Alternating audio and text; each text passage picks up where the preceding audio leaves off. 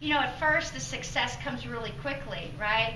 And as we all know, and probably all been told, even if you haven't had the surgery yet, that the surgery is not a magical fix, right? You still have to work the program, and it's simply a tool.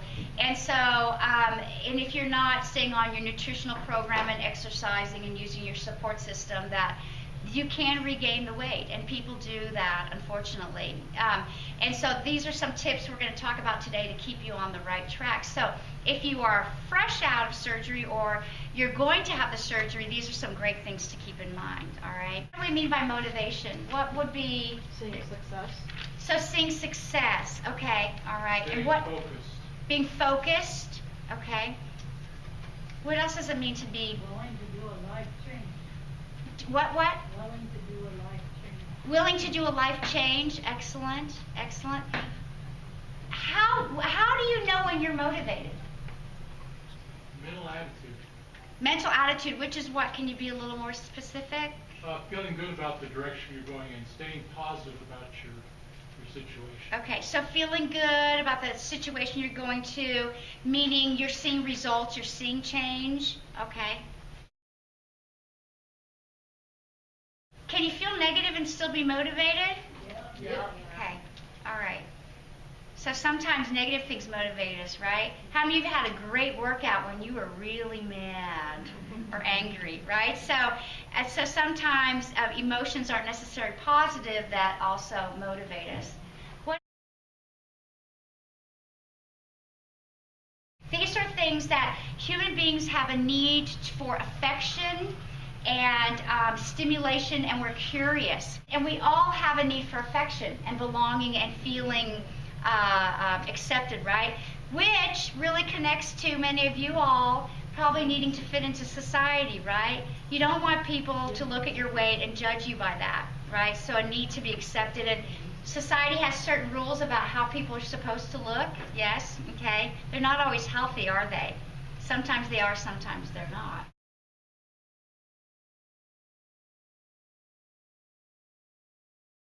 Some motivators are what we call intrinsic versus extrinsic.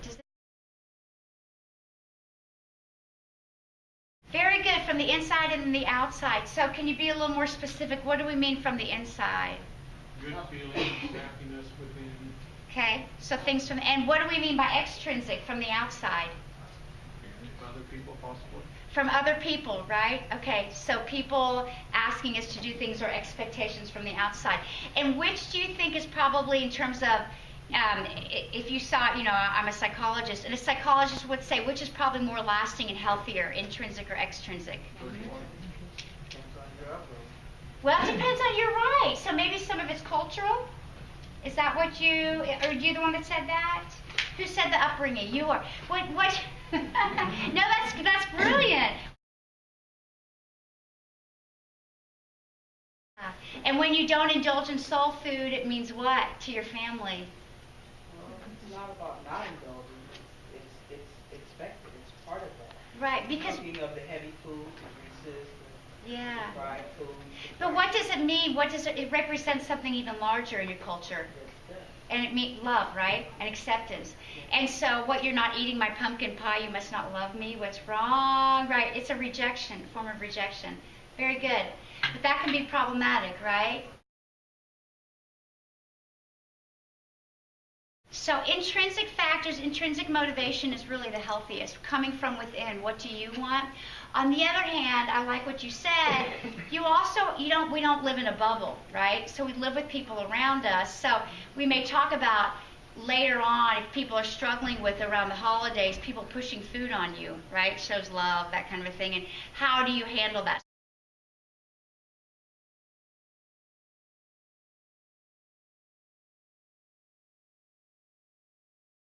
Emotions are what motivate us. So beautifully said, positive emotions can really motivate you. Either that or anxiety, stress can motivate you. So it's not always positive emotions, but emotions motivate you. Are emotions always accurate? Right. So are our own emotions always accurate? Do we sometimes make faulty assumptions? So have you all ever had the experience where maybe you thought somebody was angry with you, or you did something and then you check it out with them and it had nothing to do with you, right? So sometimes and especially some of us are very different. Some people are more sensitive to that than others. But so it depends on, different people are in different areas, but we often assume things and we internalize them and they're not true at all. And so emotions can be very misleading. So you might think that not having the pumpkin pie or the soul food is going to hurt someone, but how do you know for sure if you haven't checked it out or you haven't tried it? You may have done that and seen that, but it may or may not be true. So sometimes you have to be careful with emotions. And we're going to talk about emotions in terms of food, emotional eating versus eating out of hunger, right? So emotions are not always accurate. We often misinterpret them. So what are some things that you guys do to keep you motivated? To stay on track with your weight loss and health? Yeah? For some people, telling someone else what their goal is can really be helpful, putting it out there and having that person, maybe not put peer pressure on them, but encouragement. Can we use the word encouragement? Okay. My mom, Okay. She means in a loving, encouraging way. It may not always come through that way. So, what are some other ways you all stay motivated? I use a lot of online support groups. Great, online support groups. Excellent, excellent. The scale. The scale. Very good, because that's not going to lie to you, right? Good. Okay. So the That scale. lied. Except for days when you don't like the number, then it's lying. That's right. Okay, there you go.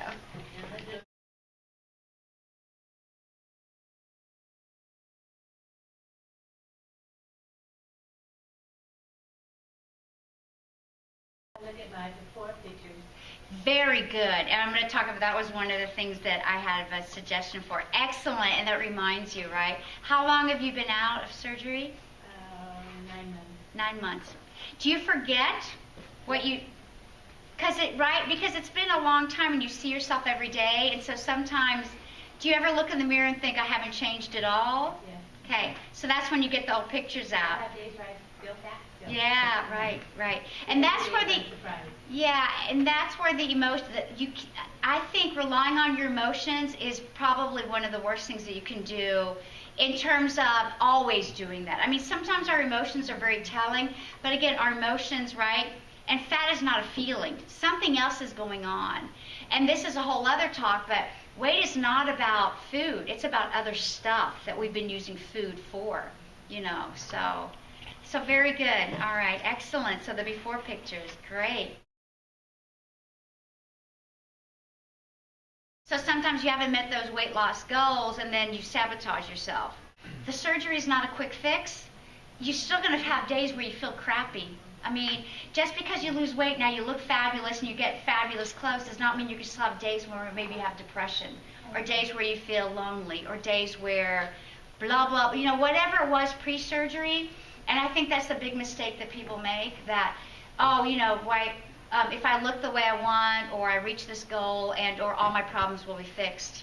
It doesn't do that. It makes you healthier, but that's pretty much it. It won't make you healthier psychologically. So whatever was there before is probably going to be there after, if not even exacerbated even more. How many of you ever say something nice to yourself? Does that ever motivate you rather than beating yourself up? Did any of you ever say nice things to yourself? Yeah. Like maybe once a month, right? So it's nice versus evil, right? So we say, for every 20 things that we beat ourselves up about, we probably say one nice thing. And I bet you everybody in this room is pretty guilty of that unless you've really worked on that. For some reason, humans are wired to be negative. I talk about this almost every support group. You have to work actively all the time to stay positive. It doesn't mean that you're la-la positive, unrealistic positive, but we tend to be very hard on ourselves. And I think part of it is, society, again, teaches us certain things. So it's easing up on ourselves and listening to how do you treat yourself? What is that voice inside of you saying? So just like you're saying, you self-sabotage, and then your voice probably says, you loser, there I go again. One of the things that I think we also do is we look for feedback out here. That's that extrinsic motivation. The real gift is to learn to get intrinsically, to get it from in here. To love yourself and care enough about yourself where even though mom is upset that you're not eating the soul food, you love yourself enough where you want to be healthy and you want to feel good, and nobody has to live in your body but you. Your mom doesn't have to, nobody else has to, you have to. And life is pretty short. So, you have a choice sometimes about how miserable you want to be and how not. We have a lot of choices in life. Sometimes we don't see them, but you do. It's really important, as you all know, is to exercise daily. And one of the things that happens with time sometimes is that we find excuses, or with the holidays we get too busy, right? Or we don't feel like getting up today because it was cold outside and who wants it, right? Okay. Did that happen to you today? Or someone you know? I didn't want to get up this morning. Yeah, right. Did you though? I did. Good. And did you exercise? I did. I rode my bike for 9 miles today. Way to go. Way to go.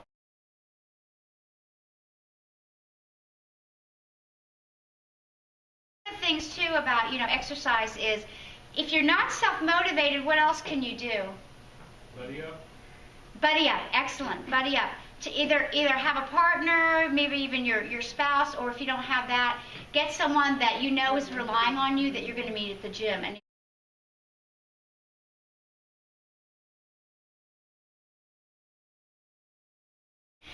then when you can't exercise, or you don't because you're on vacation, when you get back in the groove. Or if you're ill, or during the holidays, you really may realistically not be able to exercise. It's okay. Don't beat yourself up and think, after the holidays, then you get back on track.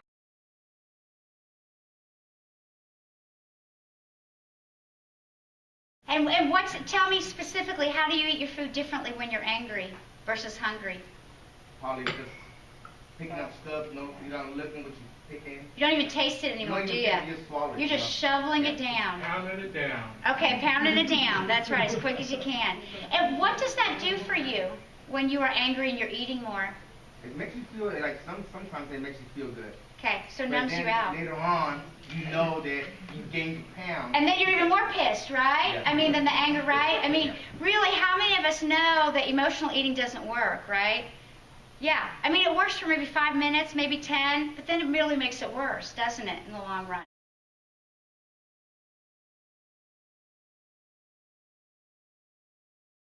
And loneliness and boredom. Boredom is a big one, isn't it? Boredom is the number one. Whether you're overweight or not overweight, I think a lot of people do boredom eating, right? So that's a big one.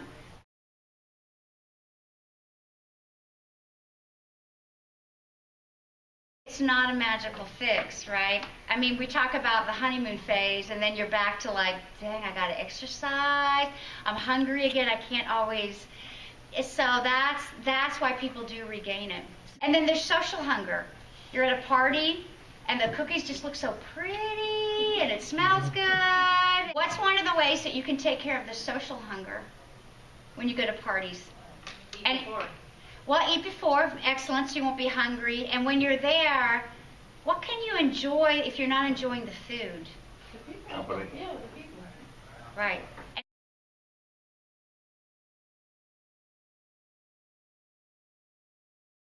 But if you read Mary's blog, which I advocate that everybody does, she talked about Thanksgiving rather than, it wasn't so much about the food, it was about the family.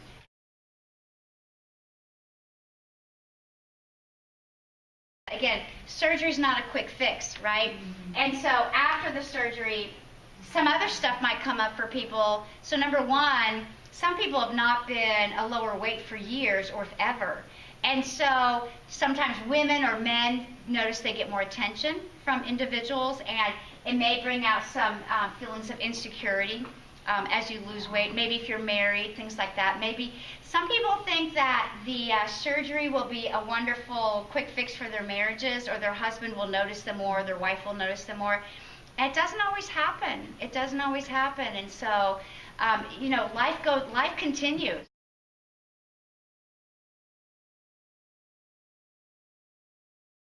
It's a shield. Nobody's going to touch me, right? I'm covered with all the layers. And then you might feel more anxious within your new body. Sometimes people get a little bit more anxiety. If you had anxiety before, and now you're not having the food to self-medicate that, sometimes anxiety increases as well. And that's where it's important to get support, or even go to therapy, go to a session or two. You have a new identity now, and saying goodbye to the old you, and this is kind of a new you. And that's why I think some people suffer from what we call body dysmorphic disorder. They look in the mirror and they still see the old them because it's comforting to them, and they're not used to this new person or the new attention out there, and it's odd to them. Other ways to stay motivated: be realistic. So if you don't do well and you self-sabotage, rather than beating yourself up, which is probably going to lead to more emotional eating, how about giving yourself a break? Being gentle and kind to yourself and saying, and using it as, was this really helpful to me to eat the whole pie? Do I really feel better? Probably not. So next time it happens, you can remember the time where you did slip and thinking about, do I really want to do this to myself again? Because then I have to live with the consequences again. And enjoy your successes. I love, put up pictures of yourself. We forget that we make progress. So sometimes I'll see someone that I haven't seen in a while, and they look fabulous, right? And you're like, oh my God, you look fabulous. And I'm like, I haven't changed. I look the same. Because you look at yourself every day, and you forget. How many of you who are far out have not looked at old pictures of yourself in a long time? You do? You still do it for motivation? Look at old pictures of yourself? Okay. All right. That's important to do. Make a collage of your progress and track it, or even tracking your weight. And sometimes we forget, too, that goals are not linear. You don't go from A to B and go straight there. You're like this, up and down and up and down. But the important thing is that eventually you're going to get there. Okay? So the day when the scale goes up a little bit, rather than saying, oh, I can't do this, I blew it, forget it, it's like remembering that actually if you track it and you actually put it on a graph, I've actually made progress. I'm down a little bit, but I'm not where I started. So that's really important to do. So how do you all enjoy your successes? I think I asked you that, but do you have any other ways? How do you treat yourself? Playing a trip and moving right and not worrying about if you're going to fit into the airplane seat. Well, not worrying about it, just your mobility gets so much better. Yeah, yeah. And being able to enjoy it more, right? Sightsee more. Very good. What are some other ways that you can treat yourself? Yeah. I enjoy lying down in my bed all night instead of having to sit in a reclining chair. Oh, lovely. That's great. I just snuggle in and feel so good just That's to great. lay down. That's. You know, I bet if I asked you guys to talk about the way you beat yourself up, you could come up with a million ways. But when I ask how are you kind to yourself, it's hard to do, right? Tracking your progress, listen to the barriers you've overcome. That's a way to remember that there are things that you've overcome. So maybe even keeping a journal of days where you wanted to binge or overeat and you haven't. Because sometimes we forget that as well. And you can go back and look and at the end of the year or after a month and say, my God, there's 300 times. Look at that. You know, versus the 100 times I did slip. And the other thing I was going to mention is attitude.